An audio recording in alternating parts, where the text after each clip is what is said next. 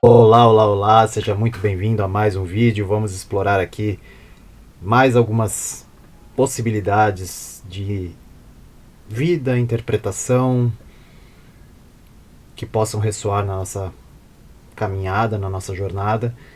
E hoje o vídeo nós vamos explorar sobre uma figura central na obra de Friedrich Nietzsche, que foi um alemão, filósofo, poeta, escritor. E embora não se tenha, ao menos dos livros que eu tive acesso, não se tem um registro falando de Nietzsche como um iniciado, digamos, de ordens ditas secretas, enfim. Mas, curiosamente, Nietzsche teve um encontro num trem na Europa com Dom Pedro II. E isso é, no mínimo, curioso, porque Dom Pedro II era maçom e Nietzsche sabia muita coisa de simbologia, de alguns mistérios, embora numa interpretação que o Osho traz é muito pertinente. Ele diz que se Nietzsche tivesse descoberto a meditação, não teria enlouquecido e provavelmente não teria morrido. Mas enfim, vamos voltar aqui para o nosso Zoroastro, para o nosso Zaratustra. Vamos começar pela escolha óbvia de por que Nietzsche escolheria como uma figura central da sua obra. Ele mesmo, em cartas a alguns amigos, editores, diz que Zaratustra, ou assim falava Zaratustra, é realmente uma obra, talvez a central, se não a central, uma das principais. E que poucos, e está inclusive no subtítulo do livro, que é um livro para muitos e para ninguém, para todos e para ninguém, alguma coisa assim. Ou seja, o que ele está dizendo? Por que ele escolheu uma. Primeiro, por que ele escolheu uma figura como Zaratustra como peça-chave da sua obra magistral, digamos? Extremamente simbólica, poética. Vamos pensar um pouco a respeito disso. Outro ponto. Se é um livro para todos, por que ao mesmo tempo não é para ninguém? Se você quiser pausar o vídeo e refletir um pouco antes de continuar, a gente pode pausar e refletir. A ideia, vamos voltar aqui, e como eu disse, Nietzsche sabia muito, muito, muito, muito de simbologia, mitologia. Aliás, o primeiro livro dele é a respeito de mitologia grega, O Nascimento da Tragédia. É o primeiro livro em que ele explora ali os caracteres simbólicos da mitologia grega. Então, e era um leitor compulsivo de absolutamente quase tudo. Então era realmente uma mente, um coração inquieto também. Então, não é à toa ele ter escolhido Zaratustra, tá? Parece que com essa breve introdução já fica claro que não é uma escolha aleatória, o Deus dará. Não, vou pegar aqui como símbolo e porta-voz da minha maior obra, Zaratustra.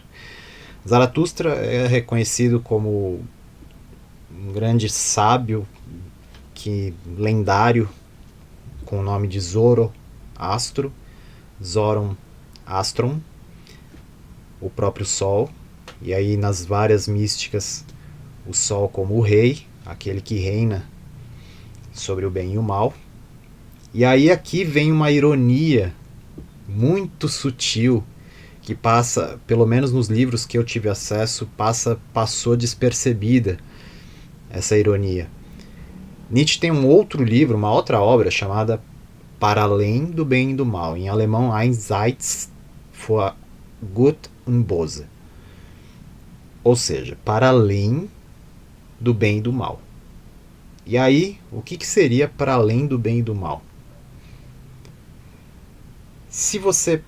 Aqui a gente pode retomar de alguns vídeos anteriores a simbologia do Gênesis ali, da criação, como Adão e Eva, em que ao comerem da árvore do conhecimento e começarem a dividir as coisas entre boas e ruins, ou seja, entre o bem e o mal, o que é certo e o que é errado, nós começamos a decair do paraíso.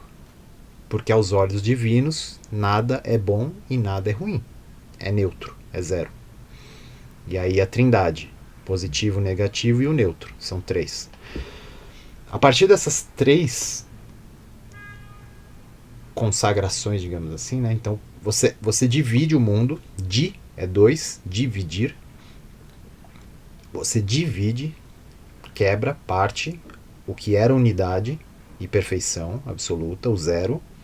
Por isso que o zero é redondo na nossa forma de grafar. E esse zero é quebrado, é dividido, é cortado. E aí surge o 1 e o 2. Essa divisão entre bem e mal, o que é bonzinho, o que é bonitinho, o que é ruinzinho, que não existe aos olhos divinos, surge aí a ironia de Nietzsche. Por quê? Porque se ele tem uma obra dizendo, gente, não tem bem e mal. As coisas são o que são. E aqui ainda dá para problematizar mais, mas eu não vou deixar mais complexo do que acho que já está ficando esse vídeo. Mas a ideia é, se tudo é para além de bem e mal, ou seja, o certo e errado moral, que ele bateu de frente ferrenhamente, e aí vem uma outra passagem de Nietzsche falando, eu não condeno Cristo, eu condeno os cristãos. E principalmente Paulo. Ele falou, Cristo é maravilhoso. E nas cartas em que ele estava louco perante a sociedade, ele assinava como o crucificado, o Cristo, enfim. Cuidado que aos olhos desavisados parecem loucura. Às vezes não é. E aí, esse Nietzsche, que percebe que não existe bem e mal, não existe bonzinhos e malzinhos, não existe luz e trevas, é para além disso, ele elege Zaratustra, que teria sido, segundo algumas tradições, o início do bem e do mal. Ou seja, como o início do maniqueísmo e da moralidade, em que uma ação é considerada e julgada como boa e outra é considerada e julgada como ruim, como má, moralmente, eticamente. Então essa ironia, pelo menos, como eu disse, pode ser que haja essa interpretação em algum lugar e eu não tenha visto. Bem provável. Mas dos livros e dos conteúdos que eu tive acesso, eu não vi essa interpretação sendo dita, dessa ironia de Nietzsche. Por que ele elege o porta-voz do maniqueísmo? Ou seja, por que ele traz a figura de Zaratustra, que teria criado o bem e o mal, dividido o mundo, e o sol divide a noite. Enfim, são várias simbologias, por isso que é dia é a divisão, dia é 2, né? Diálogo é 2. Logos, palavra, dia, 2. Então a divisão em 2, você divide a noite, e o rei, que é o sol, o Zoroastro, reina sozinho. As estrelas se recolhem. Enfim, tem todas essas simbologias que têm que ser compreendidas para entender mais a fundo o que Nietzsche está falando sobre Zaratustra, ok? E a partir disso, ele elege esse regente solar, esse sol, esse Zoroastro, como divisor do bem e do mal, trazendo claridade para o mundo, e ao mesmo tempo falando para ir além disso, que ele está instituindo ele deixa claro em várias passagens da obra dele que ele está instituindo um novo bem e mal, uma transvaloração, o que ele chama de transvalorar os valores. O que seria essa transvaloração? Que é uma tradução meio neologística, digamos assim, de Überweitung, se não me engano. Não lembro a palavra exata em alemão, mas se não me engano é Überweitung. Transpor os valores, porque se você pegar, por exemplo, a pirâmide, você pega a pirâmide, as bases da pirâmide, como os conceitos fundamentais e regentes de uma sociedade, por exemplo. Então, quais são as bases e os valores que estão regendo certa sociedade em certo tempo? O Zeitgeist, como é dito em alemão, o espírito do tempo. Qual é o espírito do tempo que está regendo o nosso tempo atual, por exemplo? Se você identifica quais são os valores, se você pegar essa pirâmide, as bases que sustentam até chegar ao topo dessa pirâmide, do que é realmente valorizado por essa sociedade, e você inverter essa pirâmide de ponta cabeça, você vai ter um outro prisma completamente diferente da sociedade. E aí Nietzsche está falando sobre esse Zoroastro irônico, sobre esse Zoroastro que está instituindo um novo bem e mal que não parte mais agora da moralidade e da ética, ou seja, do que é bonitinho e bonzinho, principalmente naquela concepção igreja moralista, né, de tradição europeia, basicamente, porque as igrejas, digamos igrejas, né, os conglomerados cristãos iniciais não tinham nada a ver com Roma, mas esse é papo que acho que está em outros vídeos, deixa isso para depois. Então, tudo isso a dizer o seguinte: ele está instituindo e está transvalorando, está quebrando os valores e os padrões, pegando a pirâmide que diz que esses valores de ser bonzinho, bonitinho, respeitável, calminho, mansinho, ele está invertendo isso e botando o guerreiro para cima. Tá? Então ele tinha esse espírito realmente guerreiro e ele deixava isso muito claro em várias passagens. A valorização dele de Bismarck, por exemplo, e outras figuras, vontade de poder, e ele é muito claro nisso ao dizer: a vida é poder. Poder em todas as suas acepções. Poder imperial mesmo, de mando, mas poder de poder fazer. Então, por exemplo, se você se joga na água e você não sabe nadar, você não pode nadar, você não tem poder sobre o seu corpo e a interação com a água. Então o seu poder, a sua vontade de poder está lá embaixo. Você não pode nadar. Certo? Espero que estejam entendendo as certas sutilezas que estão... Nietzsche é extremamente profundo. Ele chegou ao ápice, mas só no corpo mental, infelizmente.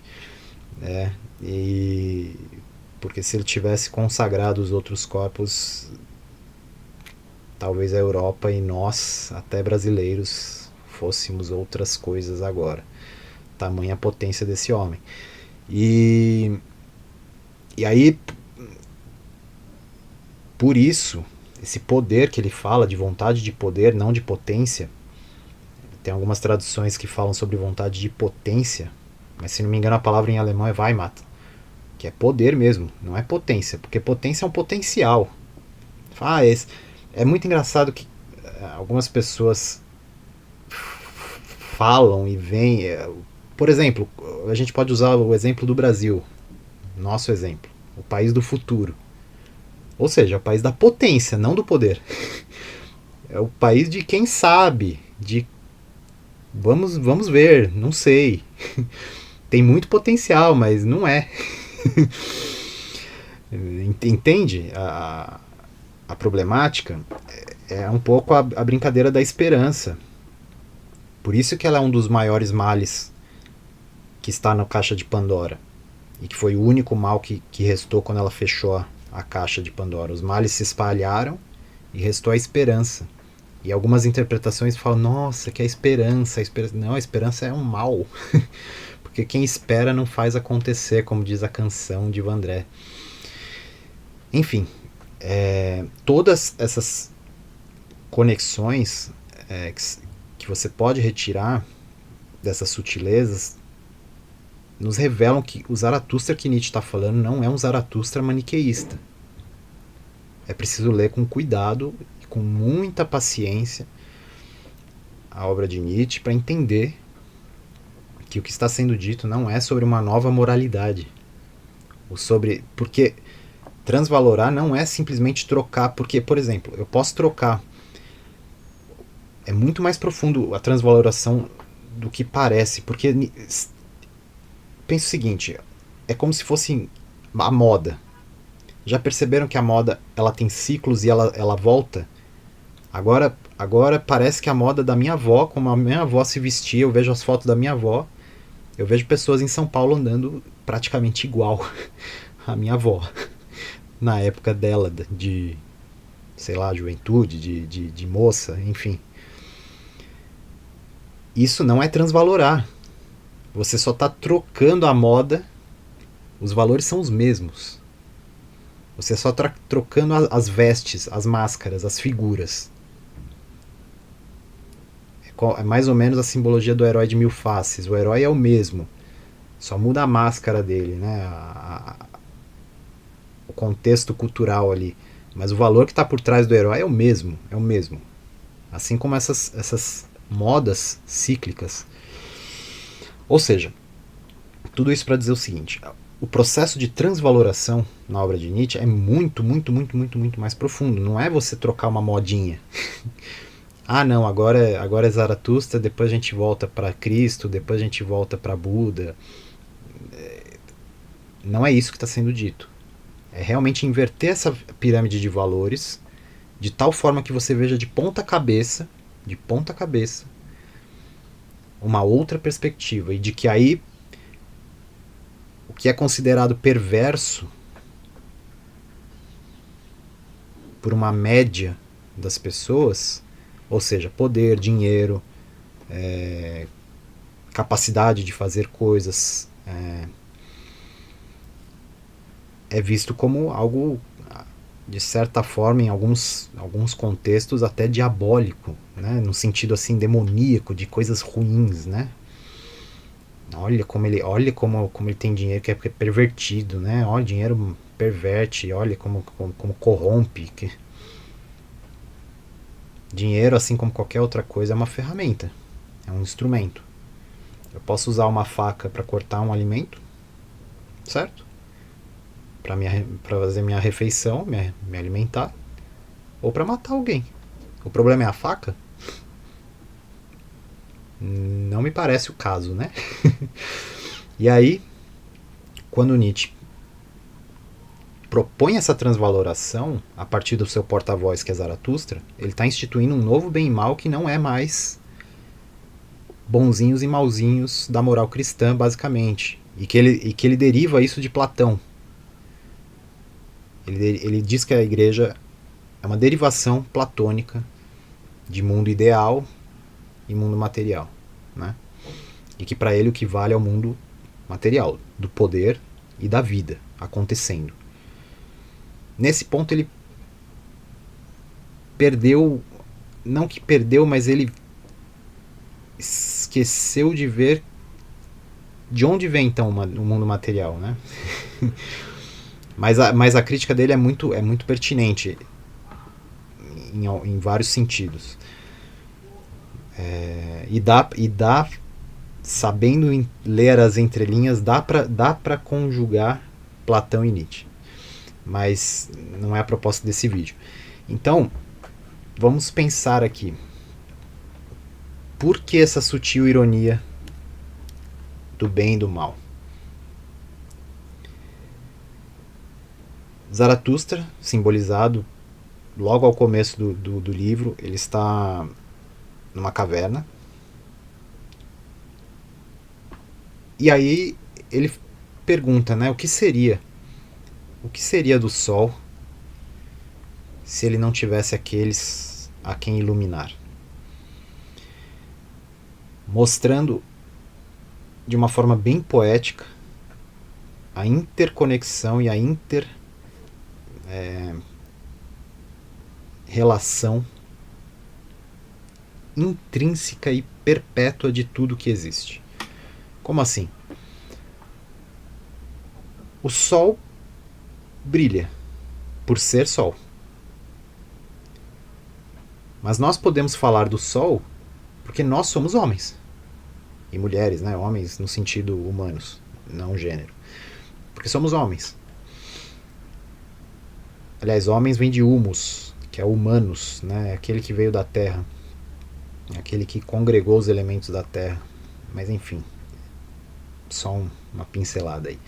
E aí, esses homens, ao olharem e perceberem o Sol fazendo sua trajetória, sua caminhada, instituem, a partir da sua vontade de poder, ou seja, vontade de poder em toda a obra de Nietzsche não tem a ver com verdade no sentido final.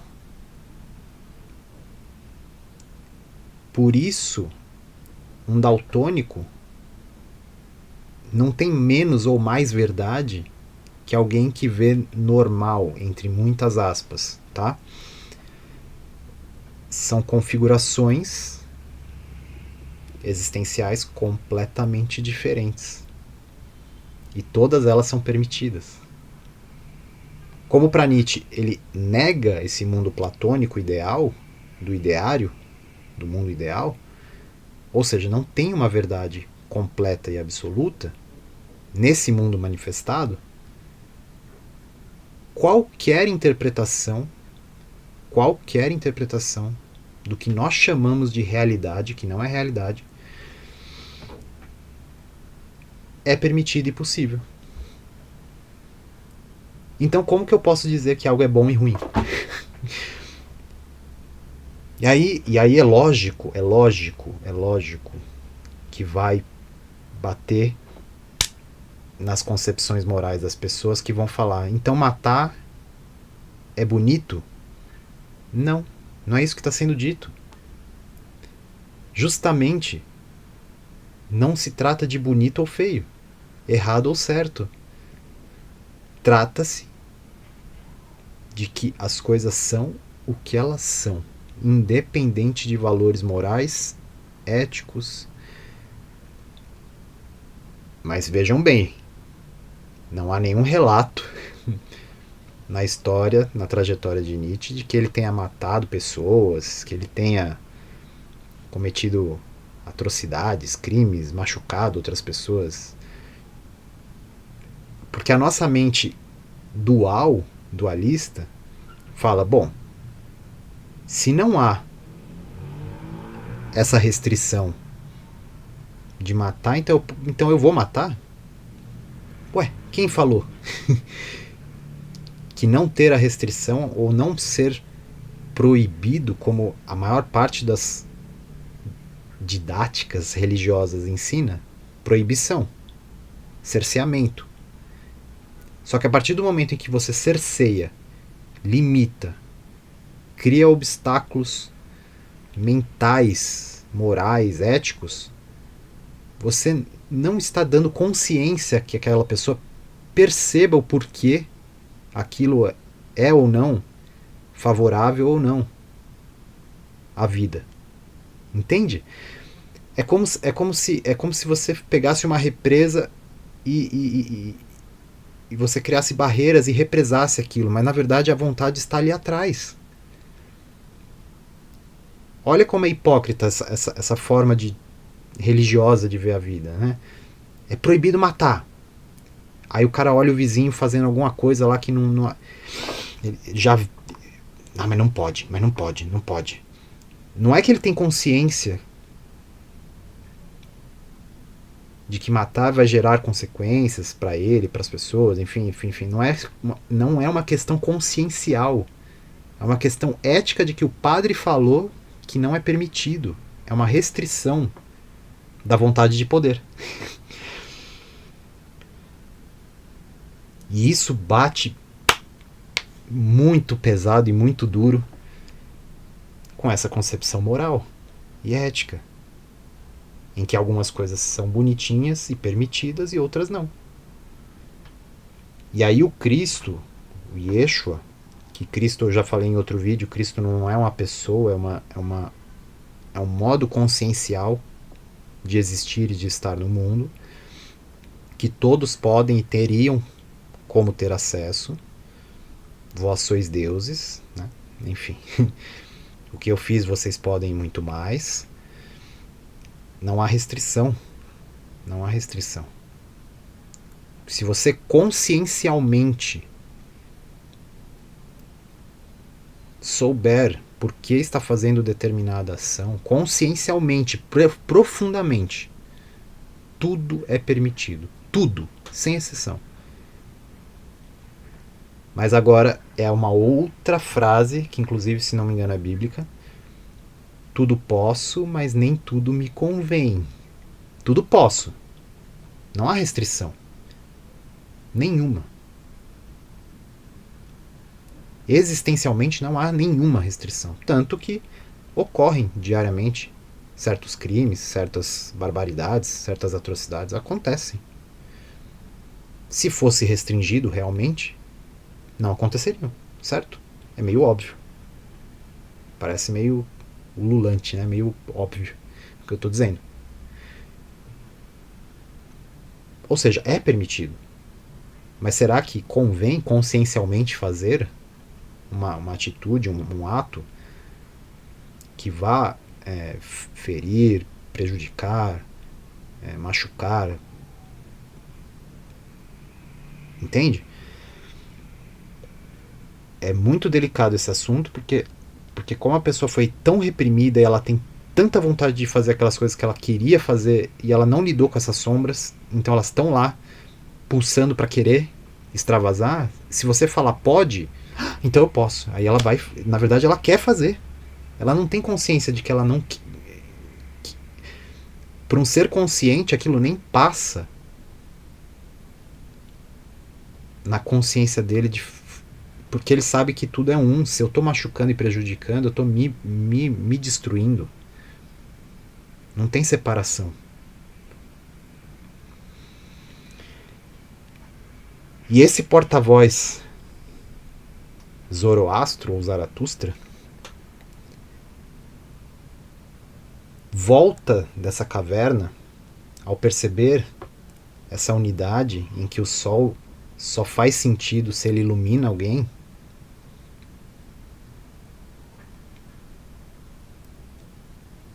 para cantar essas boas novas, esse Evangelion, evangelho, da vontade de poder tão maltratada e reduzida aos piores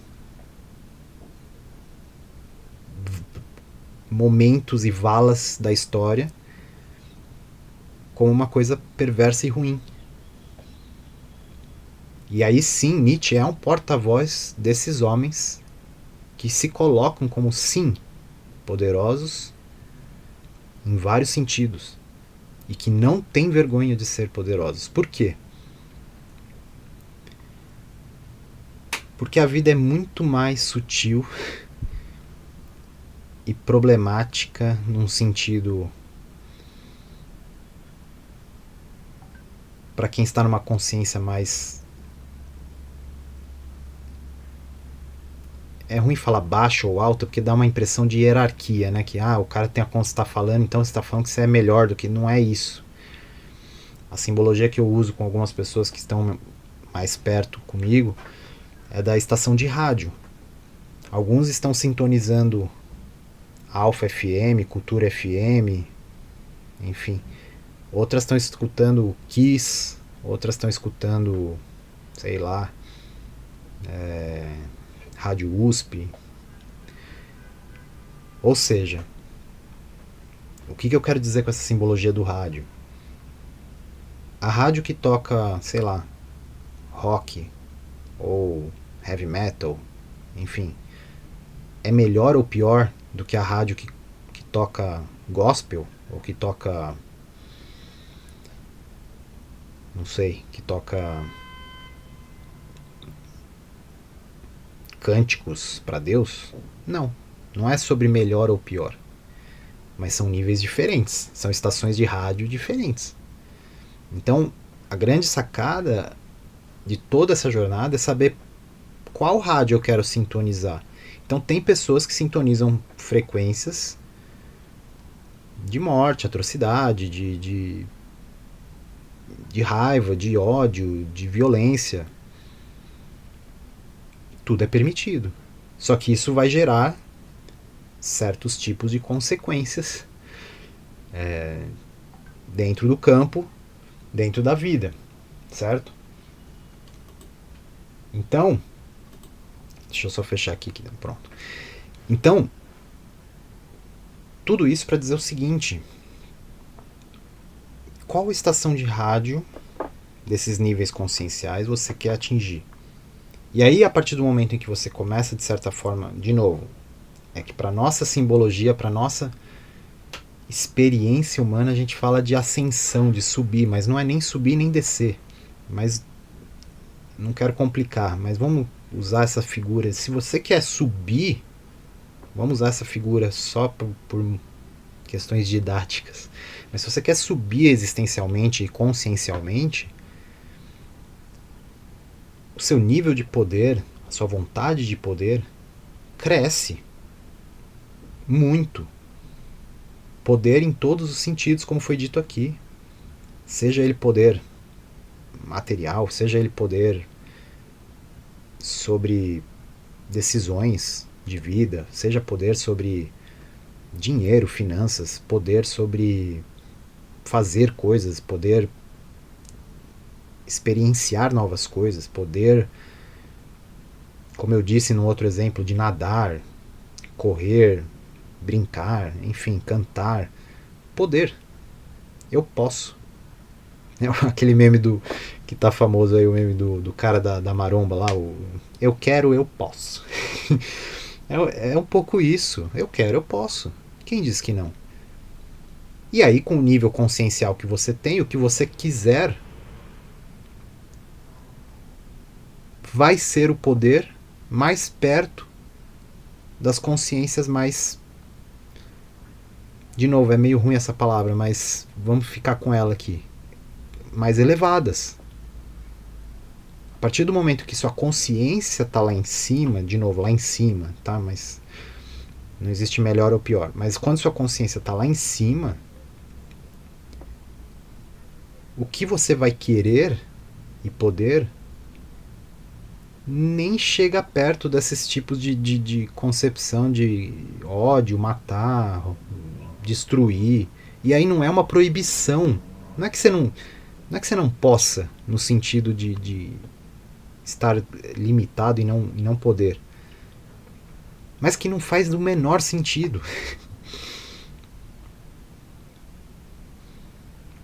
Essa transvaloração do Nietzsche é de uma potência de poder, né? Eu falei lá atrás da potência, mas é de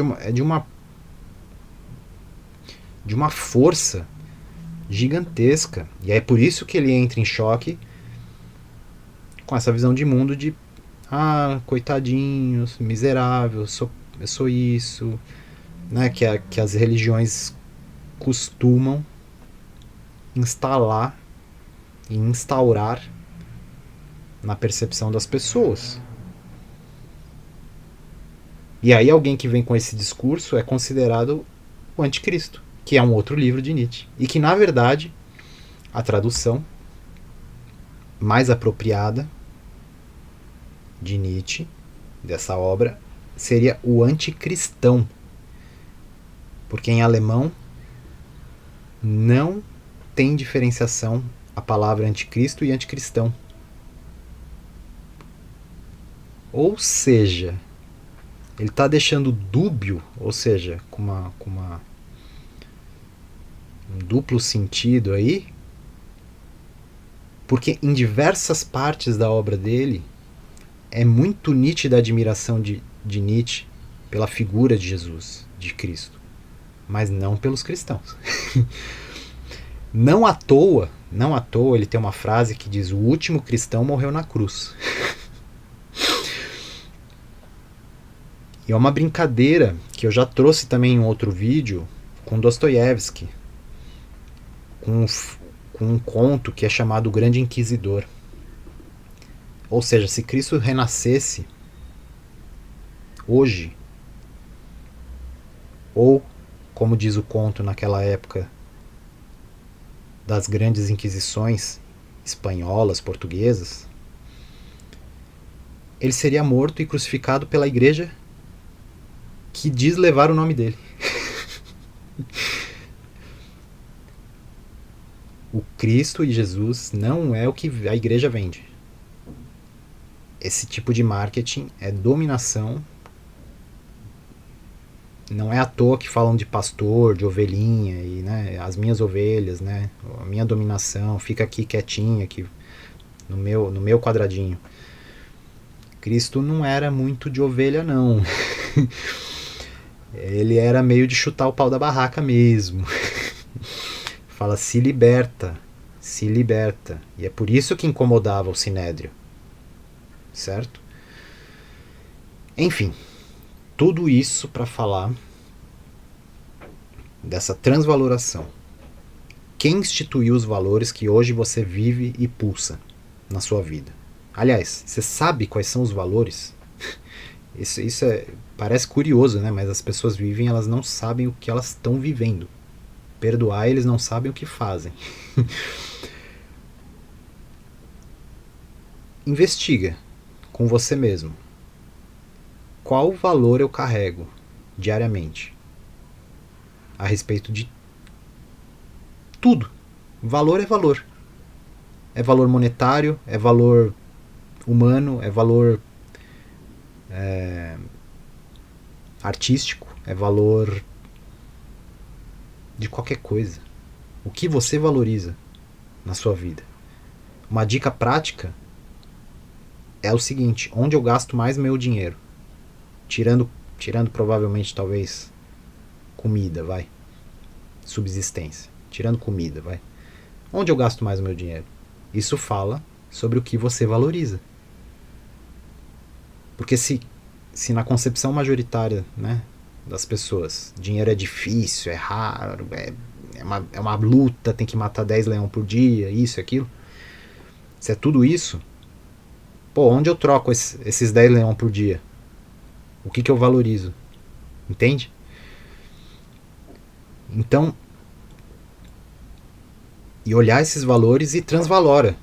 Não simplesmente troca, matei 10 leões por dia, amanhã eu mato 10 onças. Não, você continua matando. Não é que você trocou leão por onça, que é o exemplo da moda.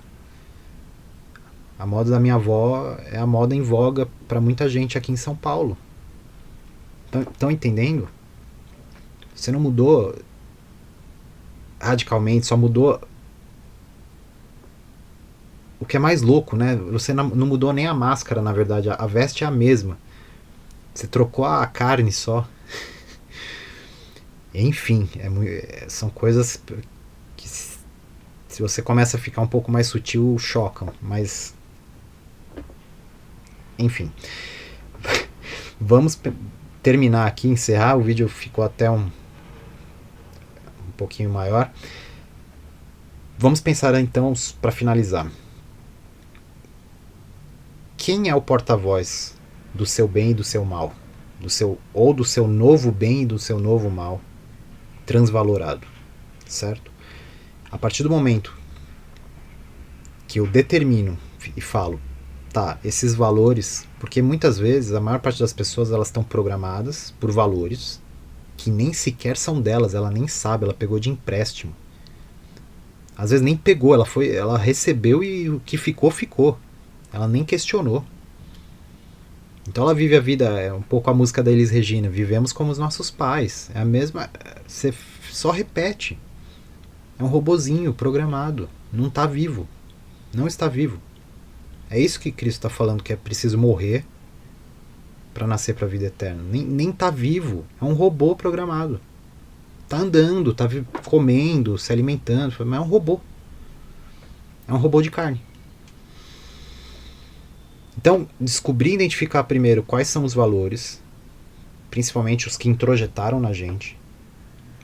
Isso é certo ou errado? Por quê? Por que certo ou errado? Quem falou que é certo ou errado? Da onde? Por quê? Né? Essa inquietação, essa curiosidade. O Clóvis de Barros fala, né? Se não cagam na tua cabeça e você aceita. Cara, reaja, né? Que ele fala, tenha sangue. Tenha sangue. Por amor de Alá, Javé, não importa qual a sua crença, mas reaja. Não, reaja é uma palavra ruim também, haja, né? Porque reagir é você tá indo contrário ao que estão pondo. Então, na verdade, você tá só repetindo com uma outra moda, com uma outra veste, o que estão te trazendo. Mas quem é você no fundo, nessa jogada toda? Então, tudo isso,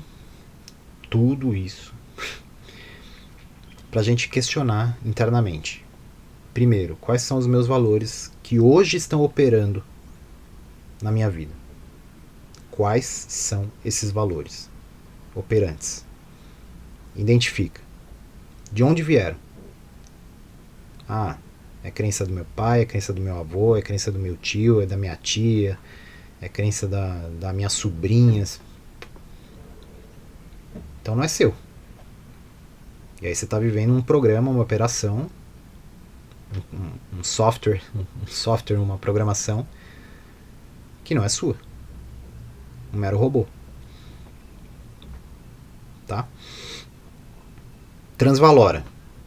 Vira de ponta cabeça. Fala, e se eu quiser inverter esses valores, já que não são meus? O que aconteceria? E aí, consciencialmente, você consegue ter novos acessos e novas possibilidades. Sem as restrições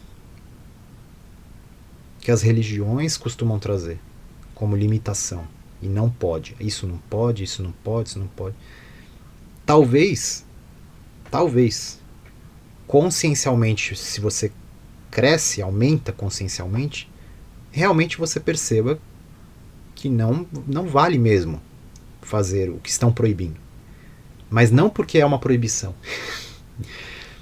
Deixou de ser uma proibição, entendeu?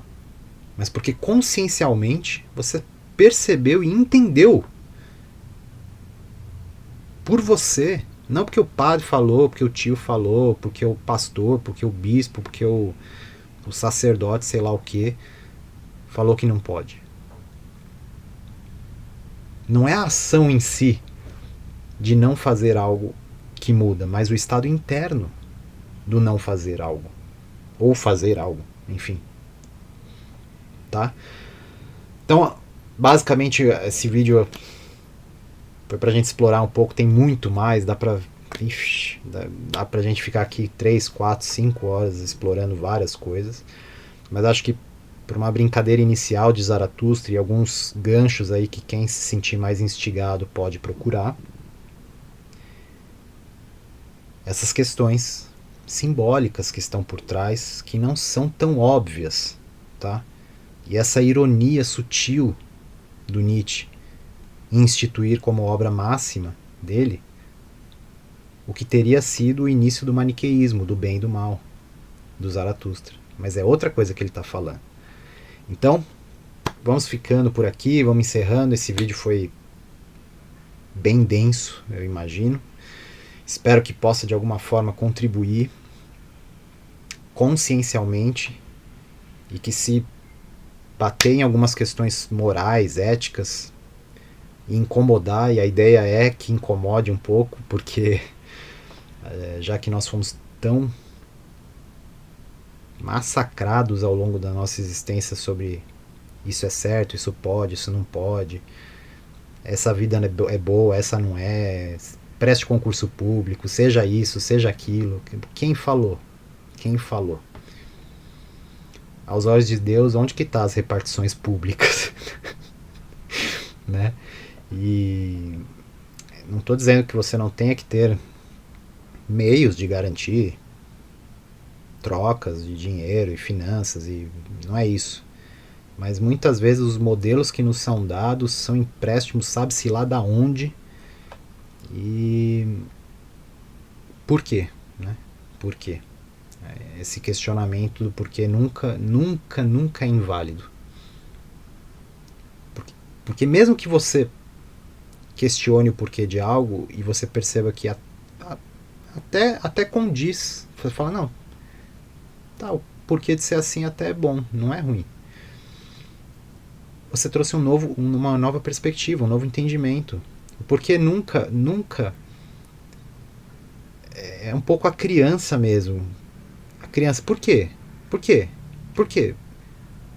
E aí por que que você largou essa criança perguntadora, digamos assim, essa criança inquisitiva de por que não é assim? Por que não é assado? Por que é de outro jeito? Onde foi largada essa criança? Tá? Tenta retomar essa criança, transvalorar os valores, não simplesmente mudar. Ah, é proibido tomar sorvete. Eu vou comer então torta de maçã. Você não entendeu. Você não entendeu a proibição se internamente, consciencialmente. E aí tanto faz se é proibir o sorvete, se é proibir o sexo, se é proibir a novela, se é proibir coisa do demônio. Você não sabe por quê? Você não entendeu? Tá? Então esse vídeo é realmente uma provocação, uma instigação. Espero que cutuque um pouco se você se sentir cutucado. Por quê que esse cara tá falando isso e tá me incomodando? Faça essa investigação interna e se quiser deixar comentários, divulgar, compartilhar, enfim, todas essas coisas aí de YouTube. Espero que a mensagem chegue em você de uma forma clara e possa realmente trazer novas perspectivas de vida, tá bom? Gratidão por assistir esse vídeo e vamos em frente na nossa jornada. Até mais!